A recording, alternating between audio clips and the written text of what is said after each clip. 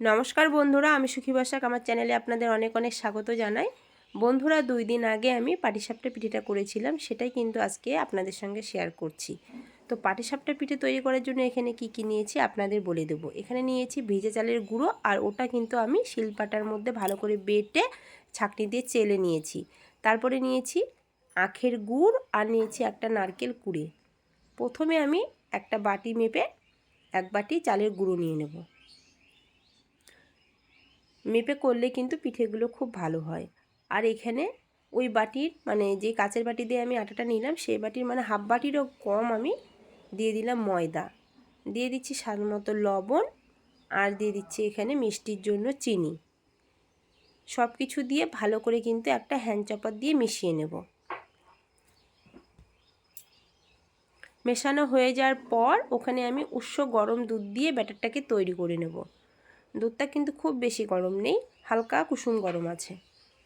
তারপর আরেকটুখানি দুধ দিয়ে ভালো করে আবার মিশে একদম ঠিকঠাক তৈরি করে নেব ব্যাটারটাকে। ব্যাটারটা আমার ঠিকঠাক তৈরি হয়ে গেছে, দেখতেই পাচ্ছেন। খুব ঘনও না, খুব পাতলাও না, হাতার মধ্যে ধরে আছে, এরকমভাবে তৈরি করে নিতে হবে। তারপর এটা আমি ঢাকা দিয়ে 10 মিনিটের জন্য রেস্টে রেখে দিলাম। এরপর কিন্তু নারকেলের পুরটা তৈরি করে নেব। গ্যাসের মধ্যে কড়াইটা বসিয়ে দিয়ে গ্যাসটাকে অন করে দিয়ে কুড়ে রাখা নারকেলটা দিয়ে দিলাম। তারপরে কিন্তু খুন্তি দিয়ে একটুখানি নাড়াচাড়া করে নিচ্ছি। এরপর এখানে আমি দিয়ে দেব কুড়ে রাখা আখের গুড়। তো এটা আপনারা খেজুরের গুড় দিয়েও করতে পারেন, তবে আমি আজকে আখের গুড় দিয়েই করছি। গুড়টা দিয়ে নাড়াচাড়া করে ওর মধ্যে দিয়ে দিলাম একটুখানি গরুর দুধ। দুধটা দিলে কিন্তু খুব সুন্দর সেন্ট হবে আর খেতেও ভালো লাগবে। দুধ দিয়ে নাড়াচাড়া করে নিচ্ছি, তাহলে গুড়গুলো তাড়াতাড়ি করে গলে যাবে। আর এদিকে কিন্তু 2টো এলাচ আগে থেকে থেতো করে রেখেছিলাম, ওটা দিয়ে দিলাম। এই এলাচটা দিলে খুব সুন্দর একটা স্মেল হয় আর খেতেও কিন্তু ভালো লাগে। তো আঁচটাকে কমিয়ে দিয়ে আমি ঘন ঘন নাড়াচাড়া করে পুরটাকে কিন্তু তৈরি করে নিয়েছি। পুরটা আমার হয়ে গেছে। এরপর প্লেটের মধ্যে তুলে নিচ্ছি। প্লেটের মধ্যে তুলে নিয়ে কিন্তু এটাকে ঠান্ডা করে নিতে হবে। আর নারকেলের পুরটা কিন্তু খুব সুন্দর হয়েছে। আর এদিকে 10 মিনিট পর ঢাকাটা তুলে নিচ্ছি। আর ব্যাটারটা কিন্তু একদম আমার ঠিকঠাক হয়ে গেছে। এরপর কিন্তু তাওয়াটা আমি আগে থেকেই গ্যাসের মধ্যে বসিয়ে দিয়েছি। তাওয়া গরম হয়ে গেছে, ওর মধ্যে একটুখানি তেল দিয়ে ব্রাশ করে নিচ্ছি, তাহলে কিন্তু পাটিসাপটাগুলো লেগে যাবে না। এরপর প্রথমে অল্প একটু ব্যাটার দিয়ে দেখছি যে কেমন হয়েছে ব্যাটারটা। তো একটুখানি ঘুরিয়ে নিচ্ছি। এরপর আমি দিয়ে দেবো এখানে অল্প করে নারকেলের পুর। নারকেলের পুরটা দিয়ে একটুখানি ঠেসে দিলাম। তারপর কিন্তু খুন্তি দিয়ে ভাঁজ করে নেব। আর খুব সুন্দর কিন্তু উঠে এলো। আর তাওয়াটা যেহেতু একটুখানি গরম হয়েছে, সেই কারণে একটুখানি লালচে ভাব হয়ে এসেছে।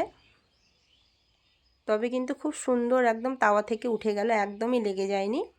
একইভাবে আমি আরেকটা পাটিসাপটা পিঠে আপনাদের বানিয়ে দেখিয়ে দিচ্ছি। আর শীতকালে কিন্তু পাটিসাপটা পিঠে খেতে ভীষণ ভালো লাগে। আবারও আমি 2 চামচের মতো এখানে ব্যাটার দিয়ে দিলাম। আর ব্যাটারটা একটুখানি ঘন হয়েছিল, ওর মধ্যে একটুখানি দুধ দিয়ে দিলাম। তারপরে আবারও আমি নারকেলের পুর দিয়ে দিচ্ছি। নারকেলের পুরটা দেওয়ার পরে আবারও একইভাবে খুন্তি দিয়ে কিন্তু ভাঁজ করে দেব। তো বড় খুন্তিটা রেখে দিয়ে ছোট একটা খুন্তি নিয়েছি, এটা দিয়ে কিন্তু ভাঁজ করতে খুব ভালো হয়। কত সুন্দর ভাঁজ হয়ে আসছে।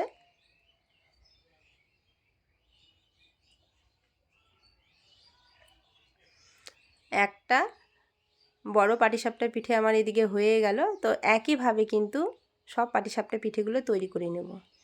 আর দেখুন বন্ধুরা, একইভাবে সব পাটিসাপটা পিঠেগুলো আমার বানানো হয়ে গেছে।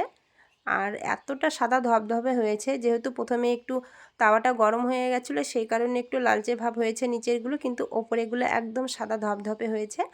তো পাটিসাপটা পিঠে রেসিপিটা আপনাদের কেমন লেগেছে অবশ্যই কিন্তু কমেন্টে জানাবে। আর বন্ধুরা, আপনাদের কাছে অনুরোধ, আমার চ্যানেলটাকে সাবস্ক্রাইব করে দিয়ে আমার পাশে থাকবে। নমস্কার।